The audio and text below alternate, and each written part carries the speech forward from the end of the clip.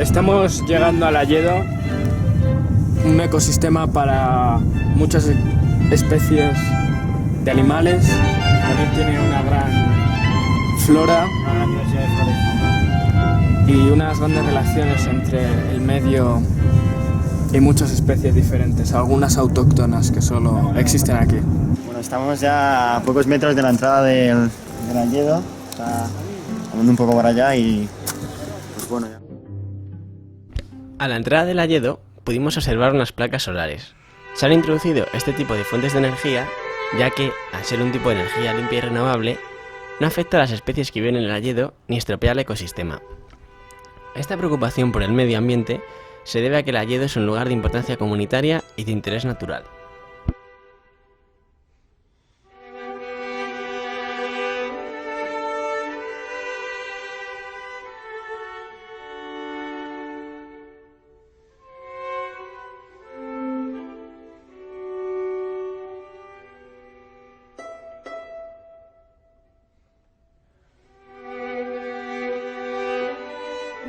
El Alledo es un paraje insólito dentro de la Comunidad de Madrid, de ahí su importancia. Su formación en esta comarca se debe a que se juntan una serie de factores que permiten su desarrollo. Algunos de ellos son la humedad constante y la riqueza natural del suelo, que hacen que se reúnan las condiciones para el crecimiento de diversas especies. El microclima existente en la zona, que es totalmente favorable a las especies que allí crecen. El hecho de ser una ladera de umbría. El tener una orientación capaz de captar las masas de aire húmedo que chocan contra las zonas montañosas de la sierra. Su origen se remonta a etapas lluviosas y húmedas postglaciares. Es difícil que se generen en estas latitudes, de ahí la curiosidad que despierta. El Alledo está delimitado en su parte inferior por el río Jarama.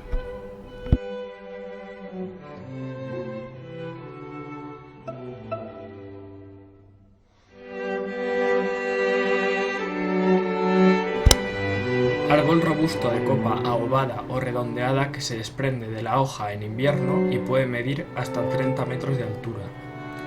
Su corteza es característica por ser muy lisa, de color ceniciento. Típico de las laderas montañosas de toda Europa, sin sequía ni heladas tardías. En Cantabria ocupa extensas áreas formando masas muy homogéneas. Podemos encontrar pequeños rodales incluso por debajo de los 500 metros.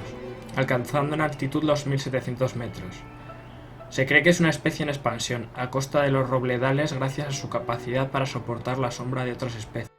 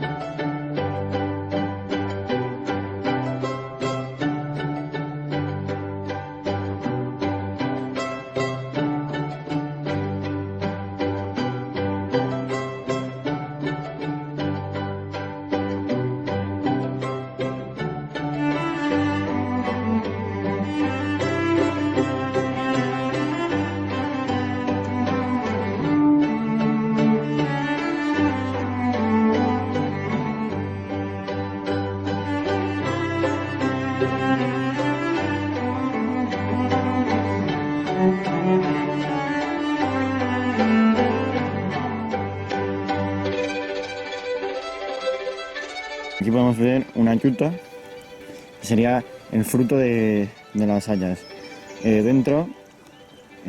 Aquí dentro estaría la semilla, que bueno, no está ya porque ya no es temporada, pero ahí dentro estaría la semilla y que sería lo que luego desarrollaría una vez en el suelo las hayas que podemos encontrar por aquí.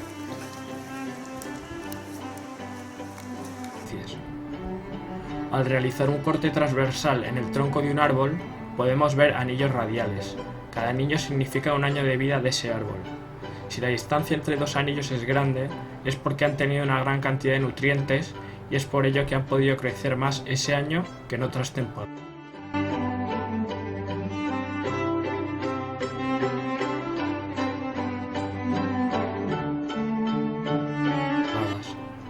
Las hayas pueden crecer en lugares que en principio pueden parecer poco favorables, como es el caso de este árbol, que se ha sentado encima de una roca. Otro ejemplo es ese árbol que ha crecido en el borde de un terraplén.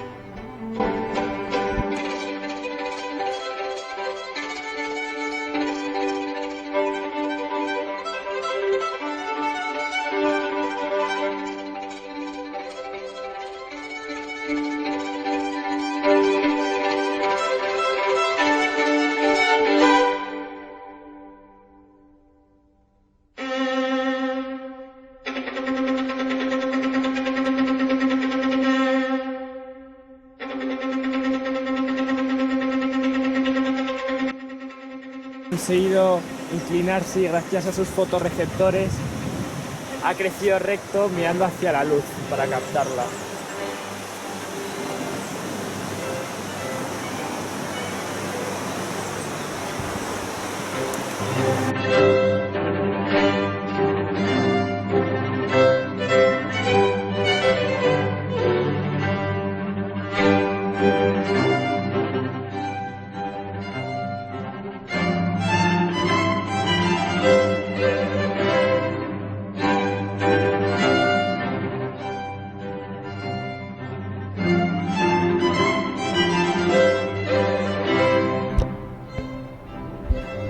El río Jarama delimita el Alledo en su primer tramo.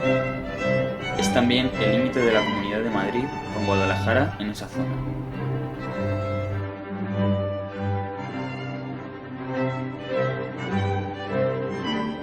Además, es el responsable de la formación de valle en V por el que nos movemos aquí en el Alledo, y por tanto también lo es del curioso fenómeno que se da aquí, que en una ladera haya vegetación y en la otra no.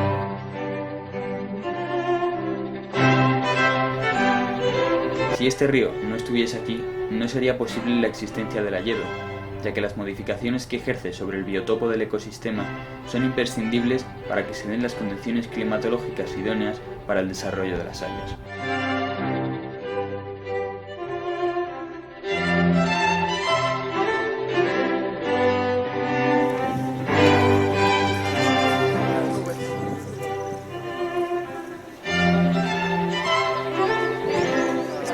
Bueno, ahora mismo estamos casi llegando a la cima de esta montaña, en la zona norte de la ladera de este valle nube. Y bueno, como podemos ver, en el lado sur no hay apenas vegetación y sin embargo en este en el que estamos, en el norte, pues hay gran cantidad de flora y entre otras pues las hayas de las que hemos hablado.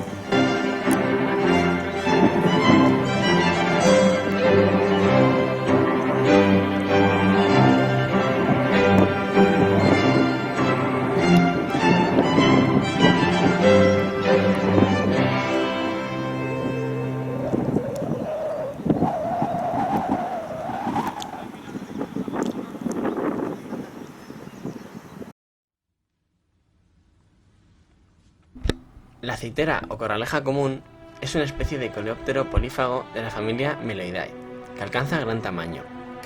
En algunas ocasiones puede llegar a alcanzar más de 7 centímetros, convirtiéndolo en uno de los coleópteros más grandes de Europa.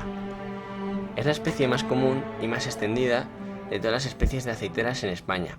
Habita en zonas abiertas y bosques poco densos de toda la región mediterránea ibérica, desde el nivel del mar hasta por encima de los 3.000 metros en Sierra Nevada, con algunas penetraciones en zonas secas de la región atlántica. Tiene movimientos y reflejos muy lentos, y no hemos conseguido encontrar ninguna relación entre la corraleja y ninguna otra especie.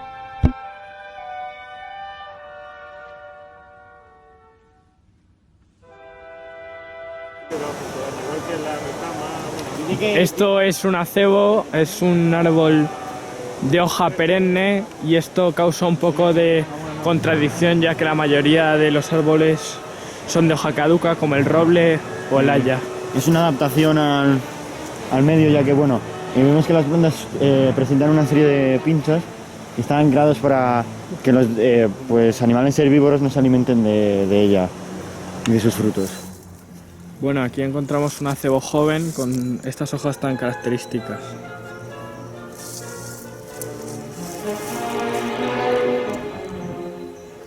Como vemos, aquí el tallo ya se ha formado la superficie de lo que es madera y aquí todavía no, ya que todavía está creciendo. Como podemos ver en esta acebo más pequeño, más bajo, las hojas tienen son forma puntiaguda para evitar que los depredadores se alimenten de él. Sin embargo, aquí en las zonas más altas vemos que el acebo, la forma de la hoja se vuelve más lisa y sin pinchos, ya que no hay ningún animal que se vaya a alimentar de ella, ¿sabes?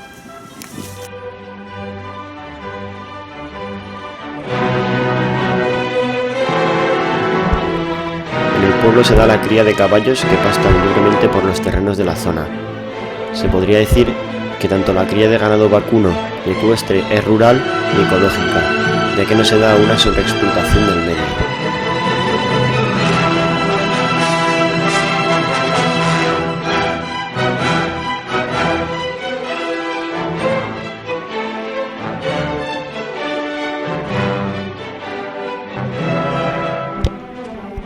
Muchos animales tienen sus hogares en madrigueras.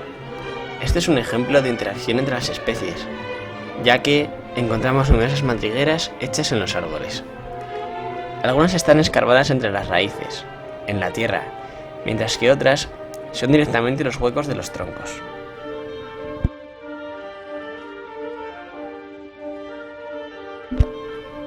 También podemos ver madrigueras o túneles de topos. Los topos escarban túneles en el suelo y se alimentan de las lombrices que encuentran y de otros invertebrados que entran en sus madrigueras. Bueno, aquí lo que hemos encontrado es una madriguera de topo recién excavada porque acaba de llover y la tierra está muy húmeda, esta tierra que acaban de mover. Este montículo de tierra es un hormiguero gigante. Hay catalogadas aproximadamente unas 12.000 especies de hormigas.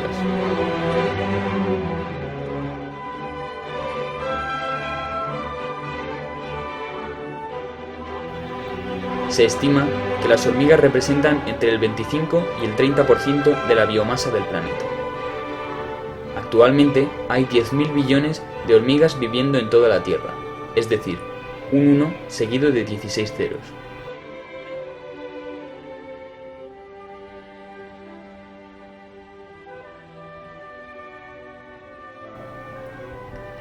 Han colonizado prácticamente todos los territorios del planeta, exceptuando la Antártida y algunas islas de carácter inhóspito. Su éxito se debe a su capacidad de modificar el medio y su organización estructurada de cooperación. Son las mismas características que posee el ser humano.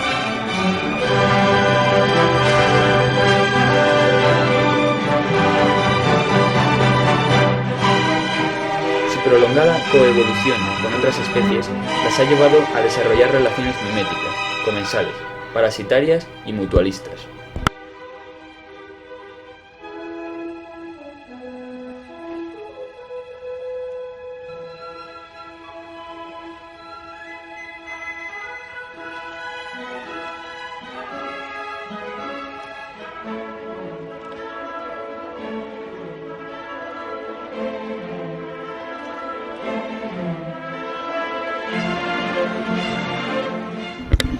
El hongo yesquero crece en diferentes tipos de árboles. Se adosa a su tronco y alcanza unas dimensiones mucho mayores que las de otros hongos de sus mismas características. De esta forma puede medir 2 palmos o más de ancho y 1 palmo de grosor. Es mucho más visible que los demás hongos que se crían en los árboles, pues debido a su tamaño sobresale mucho. Se van formando un montón de tubos que se colocan de manera estratificada y según pasan los años se añaden nuevas capas al hongo anterior. Se utiliza desde hace muchos años para prender fuego debido a que se va quemando muy lentamente. Durante mucho tiempo fue uno de los remedios preferidos por los médicos para cortar hemorragias y absorber la sangre y otros líquidos. Hubo un tiempo en el que se dejó de utilizar en los preparados de los facultativos, para después volver a retomarse. Se ha empleado con el mismo fin en la medicina casera. Para conseguir que se absorba mejor los líquidos es necesario que esté lo más blando posible. Esta absorción se produce gracias a que está formado por un conjunto de hebras muy finas.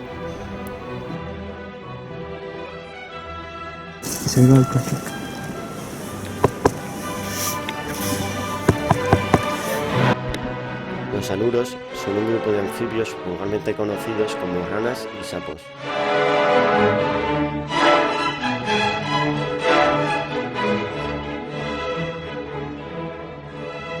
Presentan unas patas posteriores muy desarrolladas y adaptadas al salto, ya que al vivir el mayor tiempo de su vida adulta en tierra, ante cualquier peligro saltan al agua y se impulsan hacia el fondo para huir de sus depredadores.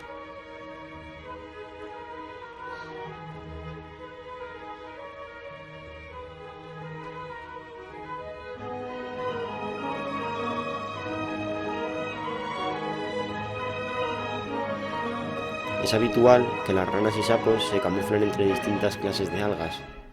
De esta forma, no solo evitan ser divisados por posibles depredadores, sino que, además, les facilita la caza de algunas presas, como moscas y libélulas, que se acercan al agua y a su vez impiden que estos se alimenten de la vegetación.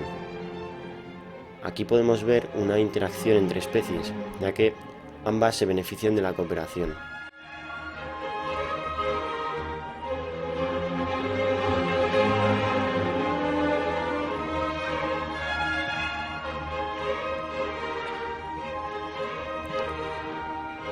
Además, las ranas depositan los huevos tras la cópula cerca de las algas, debido, entre otras cosas, a que los renacuajos son herbívoros. Así, al nacer, lo primero que encuentran sin desplazarse excesivamente es alimento y un refugio adecuado. A medida que transcurre su desarrollo y se transforman en las ranas propiamente dichas, desarrollan una alimentación carnívora.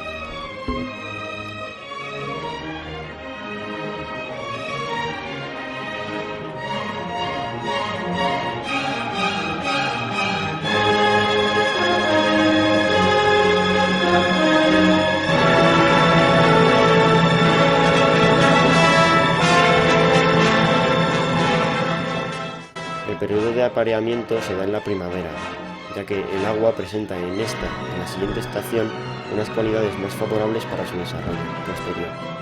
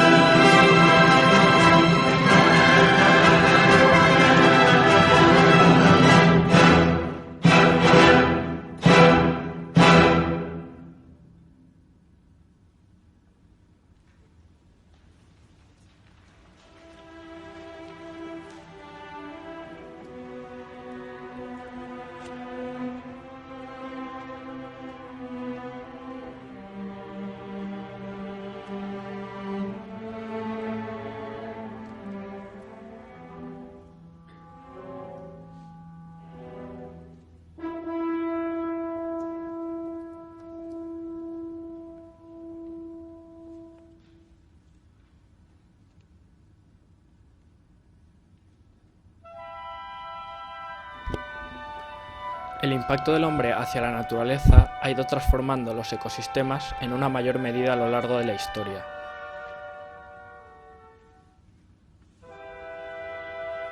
Los impactos negativos, como la polución, la introducción de especies ajenas al medio, la contaminación del agua o la introducción de objetos artificiales, ha destruido o fragmentado muchos ecosistemas y ha provocado la extinción de muchas especies.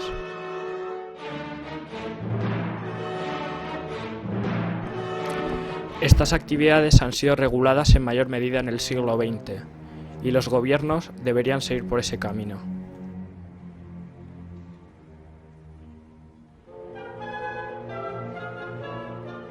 En este parque se encargan además de proteger los árboles jóvenes. En este caso tenemos una especie de haya joven protegida por lo que parece ser una serie de alambres para que los andantes que caminan a lo largo del parque no estropeen su estructura.